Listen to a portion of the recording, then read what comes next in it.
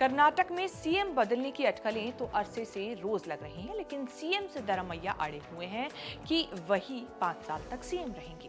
कर्नाटक कांग्रेस का political game Bangalore से shift होकर दिल्ली आ गया है। सिद्धरामैया भी दिल्ली पहुंचे और डीके शिव कुमार भी।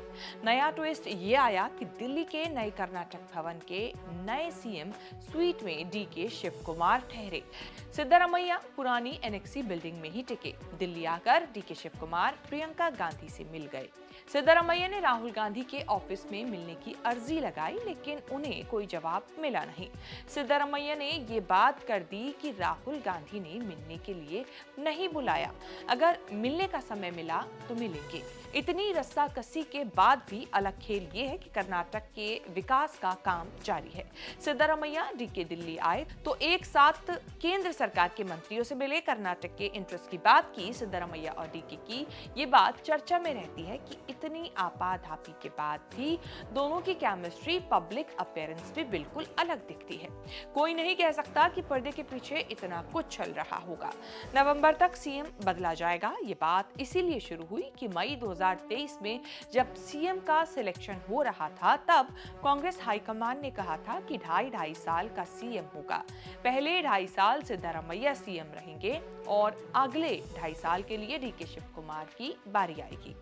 अब जब ये समय आ रहा है, तब सिद्धरामैया ने साफ मना कर दिया कि ऐसा कोई फॉर्मूला बना था।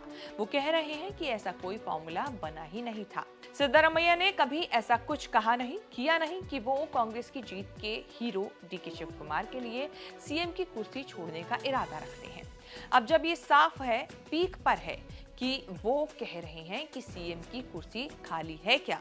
सीएम के पुराने दावेदार डीके शिव कुमार एक बार रेस में पिछड़ चुके हैं। नवंबर नजदीक आया तो उनके समर्थकों ने शोर मचाना शुरू किया। रोज कोई ना कोई विधायक ऐसा बोल रहा है।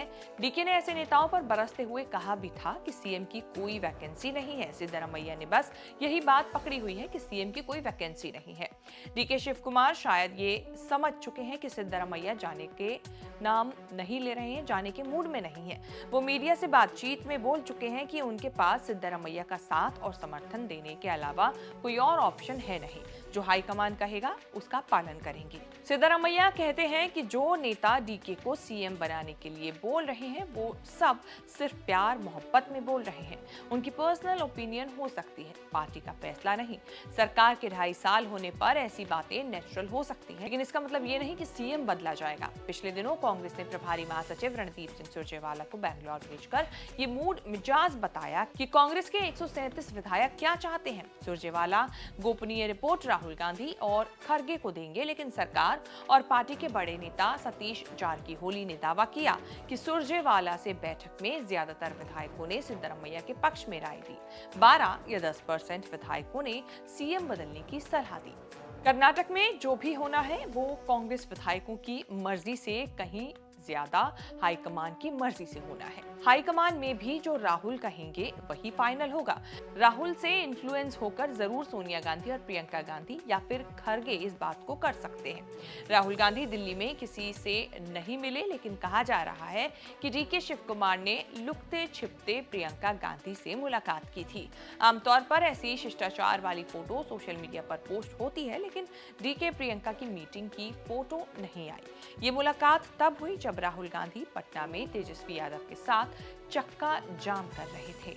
तमाम दावों के बाद भी सिद्धरामैया कमजोर विकेट माने जा रहे हैं। जब उन्हें कांग्रेस के ओबीसी डिपार्टमेंट में पोस्ट मिली है, तब से ये अटकलें तेज हैं कि आज नहीं तो कल उन्हें कर्नाटक से निकलना होगा।